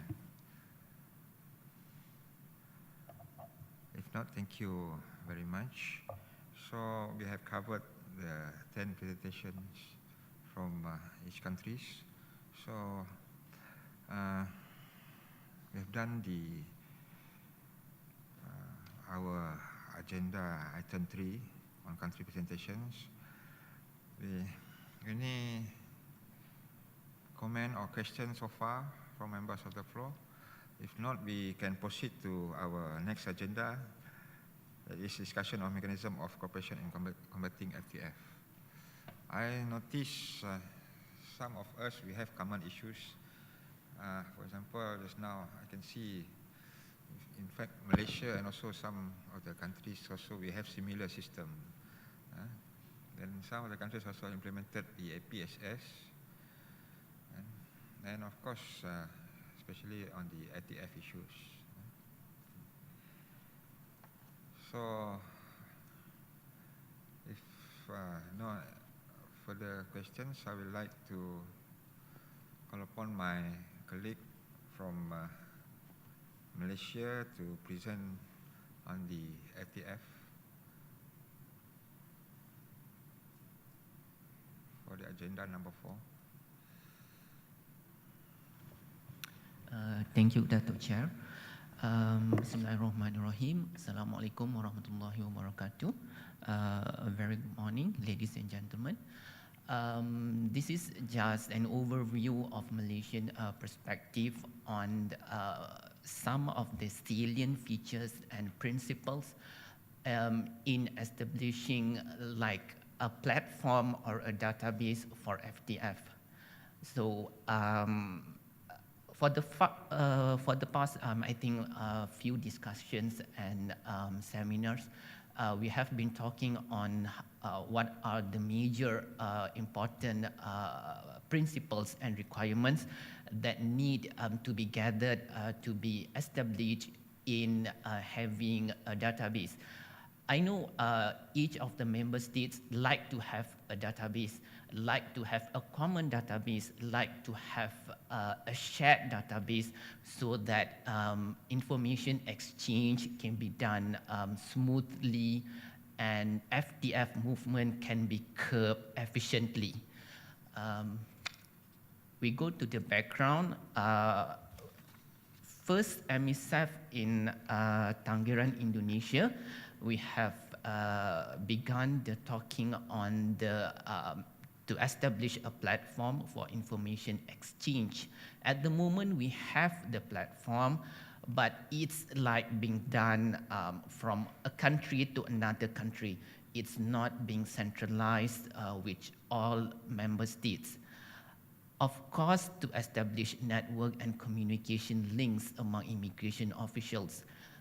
Right now, we have when we want information, we'll send an email, we'll send a WhatsApp, we'll send messages to have information. But it seemed like informal, and information were not that tacit in terms of its needs at that moment. Leveraging on existing database. Right now, I believe each member state have connections, have linked with Interpol's mobile or fixed Interpol's network database. But we are, actually at the moment, we are talking to Interpol. Each of the member states are talking to Interpol, but not between us. We haven't talked in a very centralized and integrated form, like a forum or like a platform, so that we are a big weak in that sense. Things will be highlighted again in DG ASEAN plus 3 supplementary activities in Lombok, where we reinstate back to increase information and data sharing among member states, to reinforce the benefits of local networks in information sharing. And of course, this is the moment that member states are very much needed to consider the principles and requirements in developing data platform. Okay, here are some principles that we have been talking for a long time among us. In Tangerang, in Lombok, we have talked these things to have common understanding, to have agreement, to develop sets of rules and regulations among member states. The second one, to have a standard data format. Uniformity, of course, we should have a uniform data, and it must meet international standard. The data that we have right now is inconsistent, and it can't talk to international body. So we need like a standard format of information that can talk, that can meet the international standard. Security classifications, we have like a very, non-standard classifications, and the most important thing, it should be inclusive. Means everything should be there. Single point of contact, of course, when we have like a common or a shared platform, we should have a single point of contact so that everybody will be like having a centralized information. Privacy policy, of course, we respect each country's sovereignty in terms of having a private policy. Okay, some of the important requirements. Of course, number one, we need a compatible system, we need a strong system, we need a very stable system, application, database that is communicable with world agency institutions like the Interpol. We need to have a concrete database that could talk to international agencies, that could deliver information, that could retrieve information from international body. Second one, the mandatory identifiers. Some of the things that we may need in that particular platform will be the full name and how we manage to arrange the surname, the others' names. Now we have like a different names. In Malaysians, we have like a father's name will be the back sides of the names. In Singapore, will be the surname will be in front. It's really inconsistent between us. The date of birth, the gender, the biometric database. So things need to be talking to each other, need to be very much centralized, integrated, and kept together in a very concrete platform. Additional information like a photo, passport number, IC, ID number, and of course some special features or body remarks that will be important to curb FTF. Next. Okay. I believe member states have highlighted few challenges that we might face. I think we are already highlighted these challenges, but number one, of course, budget. We need a strong finance to develop a platform here.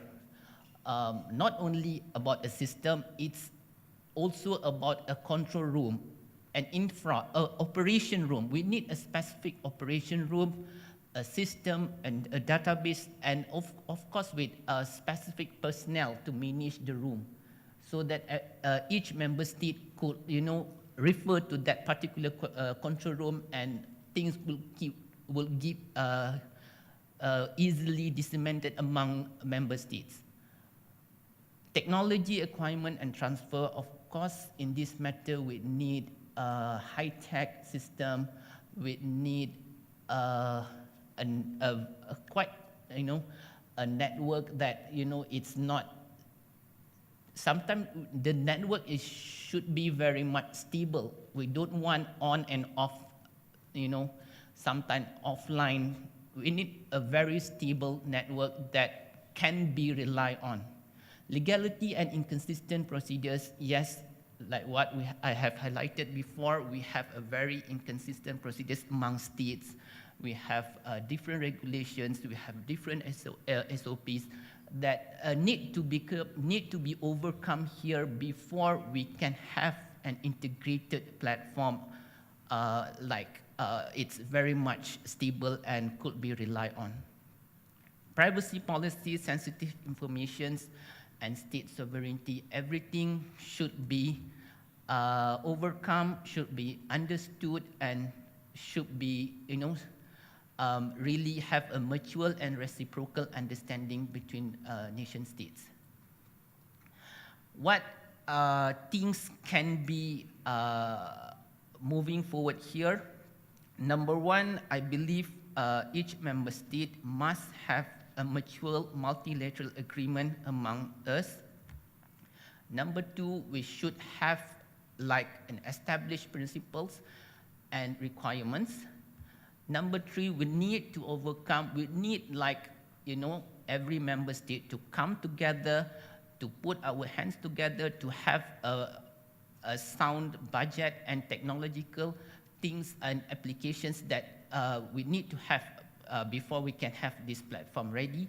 And of course, eventually, when we have overcome and meet all those principles and requirements, we can have the single platform ready, and data, all sorts of information can be shared and spread efficiently. Thank you very much. Thank you, Mr. Nayan. Is there any comments from members of the floor? It's quite an ambitious for setting up or developing a database for ASEAN. But as for me, I read our first AMICF report, whereby I think the Indonesian they suggest that we can create a group WhatsApp, So I think in a way forward for our single contact point, maybe for a start, maybe we can assign your contact persons for each country, and but somebody has to initiate. I don't know, maybe a suggestion from a volunteer from to initiate this kind of initiative. It is a good communication, really. For example, a few months back when I want to trace very important persons, so I myself contacted a few of my colleagues or counterparts in Brunei, Singapore, just to trace. So if we have this kind of WhatsApp group, we can share, so all of us can see directly and all of us can assist our request or our. Any other comments or any other suggestions from member states?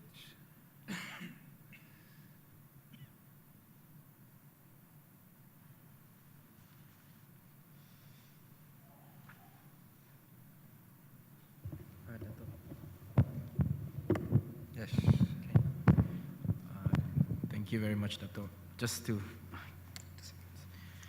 to share with the ASEAN member states the point of view of ASEC, we would like to remind that currently there's an existing effort in the GICM on the IDSP.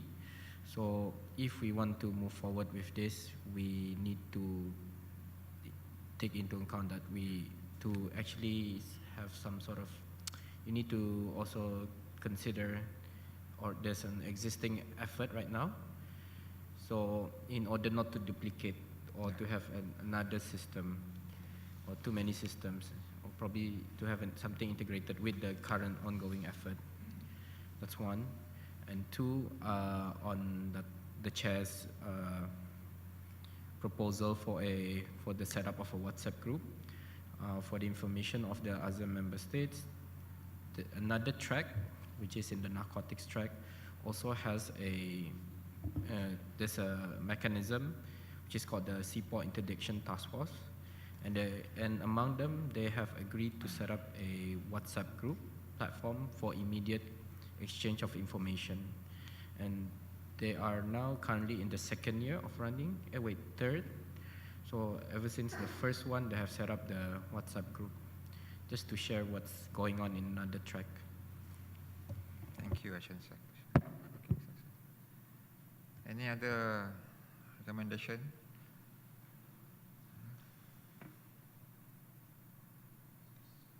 Yes. Okay, I like the presentation. Thank you for the excellent presentation just now. I like this one, the first, I think the second thing. Single point of contact, SPLC, just mentioned from our colleague from Malaysia. Okay, actually we have a immigration hotline contact point, I-24/7. So I think why don't we use that platform? Just the right person use the I-24/7. If we have a lot of group chat, WhatsApp chat, this for this AMICF different person, and also another suggestion from the Lao next time for the repatriation. I think is another group WhatsApp. There is a lot of group WhatsApp for the ASEAN. Why don't we use the I-24/7 members? I think that one is already been circulated, right? From the secretary from Malaysia, we have been circulated. I think that one is the good platform. Just use the one group WhatsApp, but the contact person is the right person, not the person who attend here, but the other person is we're going to contact. You got what I mean? I thought I need to do other members, because if we create another group WhatsApp for this one, especially for the AMICF, how far the contact person in the AMICF going to have to contact another person to get the information. Okay, thank you. Through our I-24/7, it's just that maybe the disadvantages for using for I-24/7, those who are in the record, those we know, they are also already committed, also a wanted person. But what about those who are still, there's no record, or a wanted person in only in that country or particular country? Maybe we need assistance, people traveling or crossing borders. For example, like normally I always contact my counterpart in Singapore and also Thailand, just to look for this person. Yes, but we don't put it in normally in the Interpol. We only put in our own watch list. That's I mean what I mean with the sharing of information for the single contact person. You know? Yeah, I-34/7 also very good platform for us to share. But other than that, maybe any recommendation for other member states?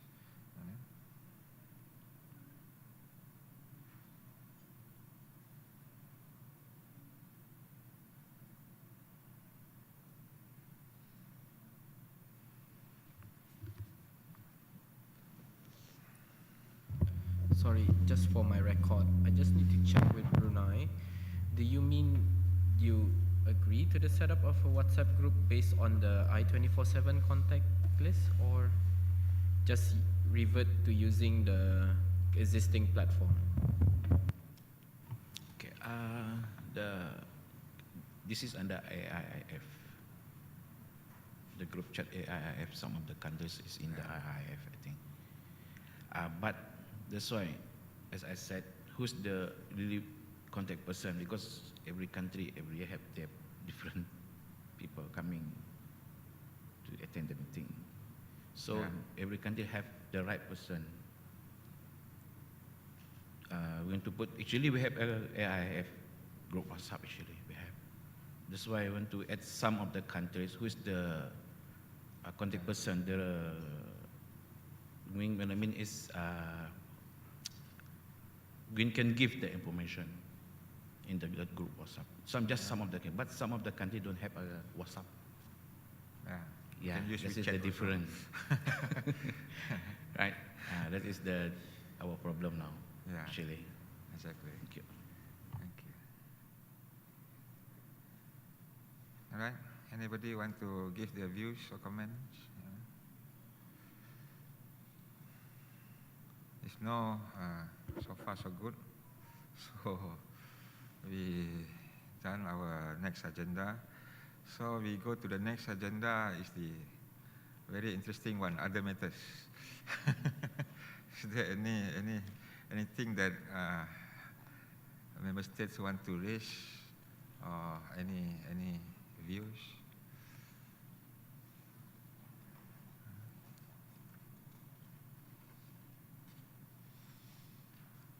Yes, Indonesia. Thank you, Mr. Chair. Actually, before going to the next agenda, regarding the previous agenda, I just would like to refer back to our previous meeting. So the idea of the AMICF is to have a forum for the heads of major immigration checkpoints. So the idea is to intensify the communication between those heads of immigration checkpoints. And one of the media is the database protocol that we're going to establish. But again, as I've mentioned by our colleagues earlier, the idea to, before the database is established, considering migration issues is a very quick evolving issues, and quite we need a quick response on what's going on. And we cannot wait for for a good system to be well developed. So Indonesia is of the opinion that the WhatsApp group, even though it may, for now, it may be redundant, or it may be not as effective if there's a right system, but I think we can start using WhatsApp, even though I know, again, there's other colleagues here who has not yet used WhatsApp application, but I think we can sort it out. But we do encourage if all members can have this media of communication. Of course, on top of our mind at the moment is WhatsApp group. The idea is for these heads of major immigration checkpoints to be connected in a way that so they can communicate easily until, of course, a well-developed system is established. So I would like to propose if we can actually have, out of this meeting to have a formalized WhatsApp group, and then we can gather all the contacts, and starting from these distinguished colleagues here, and then of course later on this WhatsApp group can be evolved. We can contact, because like here in Indonesia we have 5 heads of major immigration checkpoints who are not present here, but of course after the WhatsApp group is established, we can then forward the invitation to them, and then we can withdraw because we are not part of the heads of immigration checkpoints. But I think Indonesia is of the opinion the media of communication for the heads of immigration checkpoints is urgently needed in time as of now. So again, if it's possible for us to make that WhatsApp group established at this stage, I think that would be a good idea, Mr. Chair. Thank you. I agree with you. Whatever mechanism of communications, either email, WhatsApp group, WeChat, or as long as we have a contact person. That's why I bring here 2 of my major checkpoints hit, my focal point, actually my focal point. Any other comments? Yeah, I do agree. Just that someone has to initiate. Someone has to be the administrator for that group. So maybe any volunteer to do that. I will ask my colleague from Malaysia to set up. But we need a consensus here, whether agree or not agree. Yes. Okay, Brunei, agree.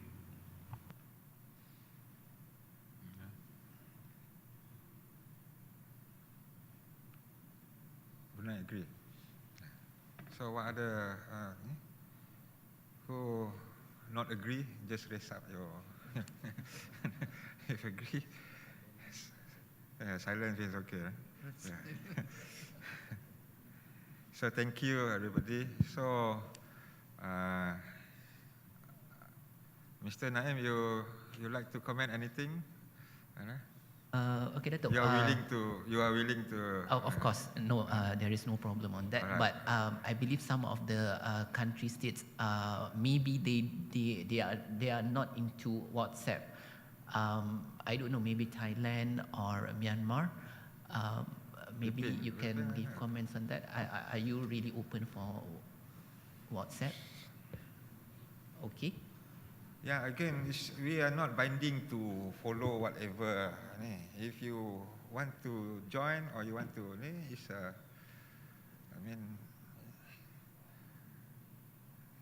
yes. So, but actually, I have one group of the WhatsApp already, since from last DJCM in Laos, but only close friend we know more than 10 years. So, is that active, that group? Yeah, but in this matter, I think it's a formal. Yeah. So, actually, Thailand will 100% to join, but in the future, maybe about the information or anything else can be followed. Thank you. Okay.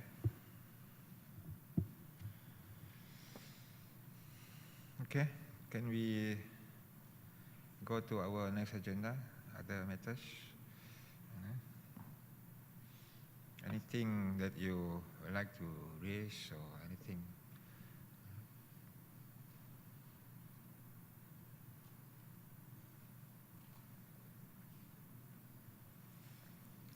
There's no other comment so far. So can we go to the next agenda? Is there any? No, there's no other issues. Our next item is the considerations and adoption of the report of the second AMICF. Maybe I would like to clarify with ASEAN. You want to respond on this agenda? Thank you very much, Dato. Before Myanmar shares us on the hosting of the third AMICF, we would like to inform and just to remind everyone, this is actually the second AMICF. It's supposedly to be hosted by DGICM Lao PDR, but they have asked Malaysia to host it, which Malaysia has generously said yes. So I just need to inform probably the meeting as well that, I mean, for some consideration and for their information as well. Based on the TOR of AMICF, can I just get Puan Mas to share the TOR of the AMICF? So the TOR of, sorry.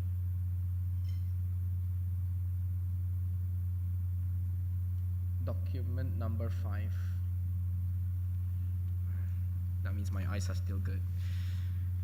Okay, so can we go down for a bit? Again. Can we go down? Okay, stop. So based on the TOR of the AMICF, it's supposedly that the forum shall be held annually and hosted by the country holding the chairmanship of DGICM. So during Lao PDR's DGICM chairmanship, or still is until tomorrow, they're supposed to host it, but it's been swapped. So they so for that they can consider hosting it between the 22nd and the 23rd DGICM chairmanship. So or DGICM Lao to host it later upon the complete rotation of the DGICM chairmanship in 2026, which is Indonesia. And that way there'll be 2 AMICF meetings during DGICM Indonesia's chairmanship in 2026, which I may not be even here. And also for DGICM Lao to host it at any other chairmanship, and it'll be considered as an additional meeting. So that's for DGICM Lao PDR's information, because you had a swap chairmanship, right? Swap hosting. So it's for your information. And DGICM and the next DGICM, so Lao PDR can host that AMICF meeting.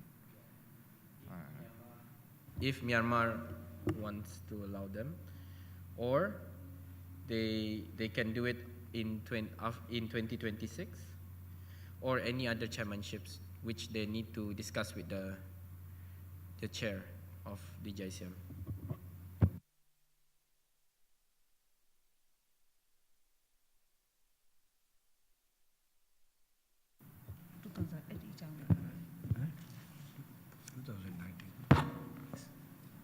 Any response or views from 2019 23rd DGICM chairman, we agree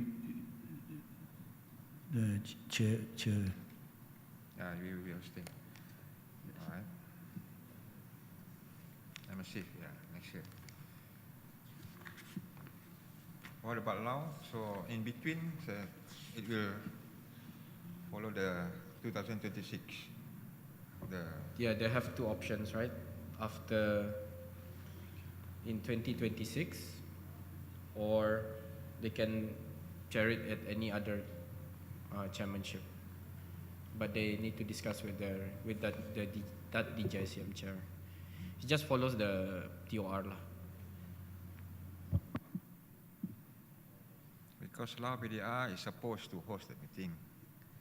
So now our DGICM is in Myanmar. Now it's Malaysia. So in between that, you can host a massive meeting, or you can wait for your next turn in 2026. That is the option given by. I think that the next for the GSM will be host. For next meeting, I would like to postpone to Myanmar. Thank you. Okay, settle. Settle. Okay, thank you. So we proceed to our next agenda is date and venue of the third AMICF. So Myanmar have responded just now that they are hosting the next AMICF. Is there any you want to respond or on the dates or on the venue for the meeting? At the moment, we do not decide the fixed day. If we decided the fixed day, we will inform all of you. All right. Thank you, sir. Thank you.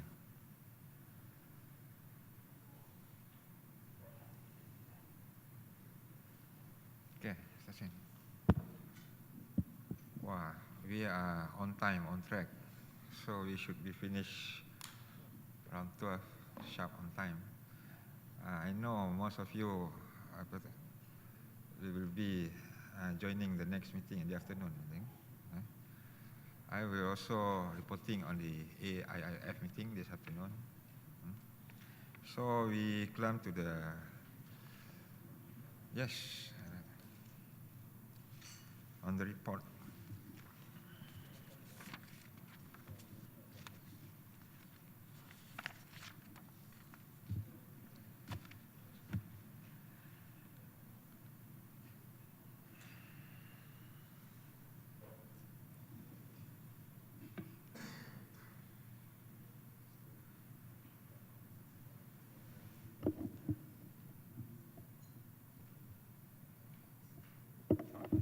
But for the report this afternoon, I will deliver the salient outcomes of this forum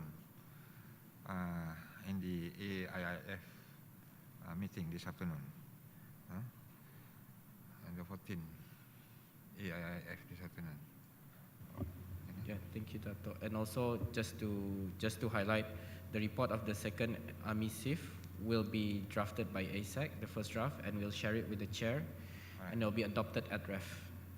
But Dato will deliver his salient outcomes, as Dato has said.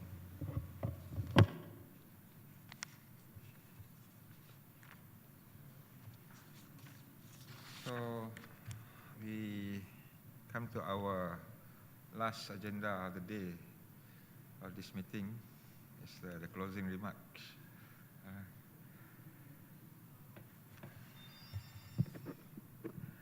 So I hope today's forum would come to our understanding and agreement regarding the needs to build up focal points and contact persons that we have discussed before, and among the border officers of Asian countries, and the importance to prevent FTF not only for Asian countries but throughout the world. Just now we give our views on the FTF, so I hope there will be